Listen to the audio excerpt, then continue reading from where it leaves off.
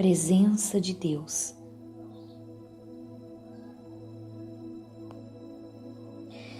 Entre milhões de pessoas neste mundo, eu não quero ser o maior ou o melhor, mas eu quero ser lembrado. O apóstolo Paulo diz em uma de suas cartas: não vivo mais eu, mas Cristo vive em mim.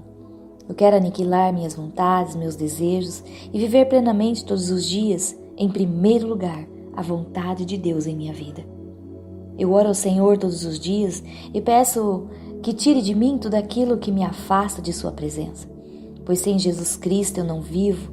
Eu sou como uma folha seca em meio ao deserto sem vida. Eu sou fraco e pequeno diante de ti. Sou pó e ao pó voltarei. Peço a ti, meu Deus, que não retires de mim seu espírito, mas que me ajude na caminhada rumo a Canaã celestial. Suplico a ti, Senhor, me ajude, tenhas misericórdia de mim. Me sustenta, eu não sou melhor que ninguém. Eu dependo de ti, Paizinho. Olho para os montes e clamo: de onde virá o meu socorro? O meu socorro vem de ti, Senhor, Deus meu. Não quero julgar a ninguém, pois não tenho direito. Pois o Senhor diz em sua palavra que tu és o nosso juiz e o nosso advogado. Cabe somente a ti, meu Pai, pelejar por minha causa. Em ti eu depositei a minha esperança, a minha fé. O Senhor é o meu libertador e o meu redentor. Não permita, meu Pai, que eu dê lugar ao orgulho, à vaidade de espírito, ou me auto-exalte. Me ajude a ser humilde, a ter amor, a liberar o perdão àqueles que me ofenderam e me maltrataram com palavras. E sede cumpridores da palavra e não somente ouvintes, enganando-vos a vós mesmos. Tiago 1:22. Isso é o mais importante para mim, ser cumpridor da sua palavra, porque nela eu me sustento. Não vejo isso como uma obrigação, mas como o seu desejo, Senhor, em minha vida, para que tudo vá bem. Quem dera eles tivessem tal coração que me temessem e guardasse todos os meus mandamentos todos os dias, para que bem lhes fosse a eles e a seus filhos para sempre. Deuteronômio 5:29. E o seu desejo, a sua vontade é o melhor para a minha vida e me levará à terra prometida, Canaã celestial. O profeta Samuel também nos lembra do mesmo princípio. Deus anseia para que o seu povo seja obediente e cumpra suas ordenanças. Porém, Samuel disse: tem porventura o Senhor tanto prazer em holocausto e sacrifício, como em quem se obedeça à palavra do Senhor? Eis que obedecer é melhor do que a gordura de carneiros. Não distante disso, Jesus nos ensina que o ato de obedecermos a Deus é um ato de amor, não apenas de submissão.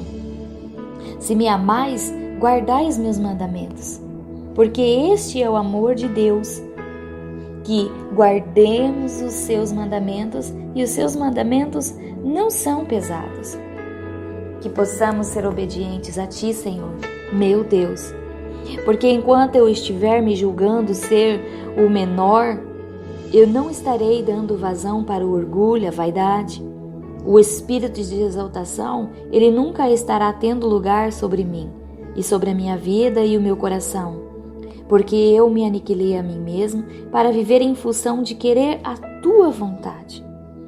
Quantas pessoas que se perderem em sua trajetória cristã, porque se esquecem que quem eles eram antes de conhecer a Jesus. A própria Bíblia Sagrada vai nos relatar que não apenas uma, mas todos nós estávamos predestinados a sermos condenados e ainda por cima destituídos da glória de Deus. Eu não entendo como existem pessoas que não param e não fazem uma autoanálise de suas vidas, pois fazendo uma autoavaliação e uma autorreflexão de como eles eram antes deles conhecerem a Jesus Cristo e como viviam, não se apartariam da presença de Deus, mas permaneceriam firmes diante de Deus e sua vontade. Porém, o defeito de quase todos nós, seres humanos, é nós nos perdermos pelo caminho, nos julgando melhores que o nosso irmão. Quando aprendermos algo, muitas vezes o nosso Criador, que é o nosso Deus, Ele nos instrui e nos mostra as regras de fé, como nós devemos vivermos e estarmos nos apresentando diante dele. Muitos pregadores, cantores de música gospel, quando chegam a alcançarem multidão de pessoas, deixam-se elevar e acabam se exaltando a si mesmas e já não querem ouvir mais a voz do seu Deus. O livro do profeta Samuel fala de um rei que se exaltou e que o que aconteceu com ele, pois não quis mais ouvir a voz de Deus e desobedeceu uma ordem dada pelo próprio Deus. O seu fim foi terrível. Saul é um retrato trágico do cristão que perde a santa presença de Deus. E se os cristãos levassem a sério a experiência de Saul, eles clamariam ao Senhor como fez Davi. Cria em mim, ó Deus, um coração puro e não retires de mim o teu Espírito Santo. Pois perder a presença de Deus é cair no profundo abismo do sofrimento e da solidão. A Bíblia nos fala que o Espírito de Deus retirou-se de Saul porque ele recusou obedecer à ordem do Senhor. Não há nada pior que se possa dizer de um filho de Deus do que a presença do Senhor retirou-se dele. Então caiu sobre ele um espírito de inveja, de ciúme. Ele se tornou inseguro. O espírito de melancolia enviado por Deus sobre Saul. E ele fingiu profetizar dentro de sua casa. A palavra realmente é fúria. Saul andava pela casa furioso, quebrando as coisas num acesso de raiva. Parecia um louco. No lugar da presença de Deus vem a desesperança, o vazio, e isso causa repentina irritação, acessos de mau humor, ciúmes, inveja e medo. Isso faz o cristão se perder em sua jornada, porque ele se levanta contra o seu próprio Criador, não dando mais ouvidos à voz de Deus. O barro agora quer ser algo que ele nunca foi. O próprio barro se levanta contra seu Criador. E será grande a ruína dele, porque ele é apenas barro. Que autoridade tem o barro contra aquele que o criou? E lhe deu uma forma antes nem mesmo forma tinha. Agora há querendo se aparecer, querendo ser o melhor, se exaltando a si mesmo. Por essa causa eu nunca quero me exaltar. Eu apenas quero ser alguém que nunca venha estar entristecendo o Espírito Santo de Deus, ser o menor da casa e menos favorecido, para que o meu coração não venha se exaltar.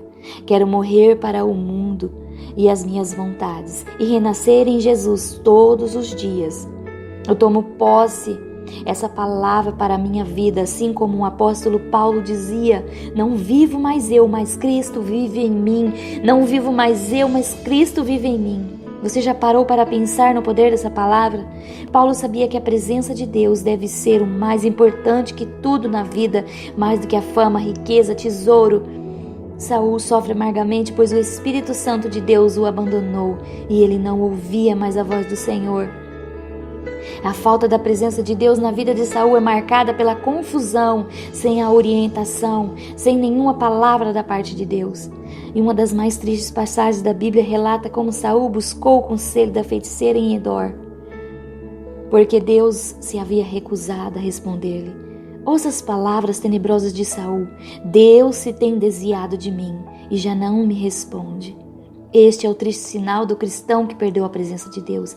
Ele caminha em confusão e aflição, andando daqui para lá, rogando uma palavra da parte de Deus. Até mesmo consultando horóscopo, astrólogos, qualquer coisa, qualquer pessoa que alegue ser profeta. Meu amado e meu querido irmão, você não é o Senhor de si mesmo. Você é apenas servo e servo nasceu para servir. Então eu olho para a minha vida e eu vou passando para você, os meus irmãos, que todos nós nascemos para servirmos na supervisão do Espírito Santo de Deus. Você sabe por que o Espírito Santo de Deus foi enviado? Ele veio com essa finalidade, para que você nunca queira ser grande, mas sempre ser o menor. Porque enquanto você estiver se julgando o menor, Jesus Cristo, Ele sempre estará fazendo parte da sua vida. Então pense bem nisso e seja sempre o menor. E assim Deus terá um lugar em sua vida. A partir do momento em que você querer se tornar o maior, que tudo que você conseguiu de Deus, a presença do Espírito Santo lhe será retirada e dado para o menor, assim como foi na vida de Davi. O Espírito do Senhor estava com ele. Lembre-se, nunca queira ser o maior. O maior, ele nunca irá ser usado por Deus da maneira que Deus quer, mas sempre queira ser o menor, porque é sempre o menor que Deus vai usar. Isso é bíblico, não é nenhuma história de conto de fadas para que alguém venha fazer alguém dormir, mas é uma pura realidade. No caso de Davi e seus irmãos, todos eles eram os melhores. Melhores em tudo, na altura, na postura, no modo de sentar, no modo de agir. Mas eles não tinham intimidade com Deus. Eles apenas viviam de aparência. Mas Davi não vivia de aparência, ele tinha intimidade com Deus e vivia de experiência. Existe uma grande diferença entre aparência e experiência. As pessoas que vivem de aparência, seu ministério ele é muito curto e não prospera, porque é apenas aparência. E para ser usado nas mãos de Deus, nós não podemos viver de aparência, mas sim das experiências adquiridas com Deus, através de uma vida de intimidade com Deus. Davi, ele foi escolhido por Deus para ser rei de Israel, porque tinha experiência com Deus e não apenas vivia de aparência. Lembre-se, a experiência, ela sobressai sobre a aparência. Então, vai aí uma dica a você: não viva de aparência, mas viva de experiência que você tem adquirido nos seus longos anos que você serve a Deus. Nunca queira ser o maior, mas sempre o menor, porque você é amado por Deus, porque você é amado por Deus e Deus quer te usar. Amém?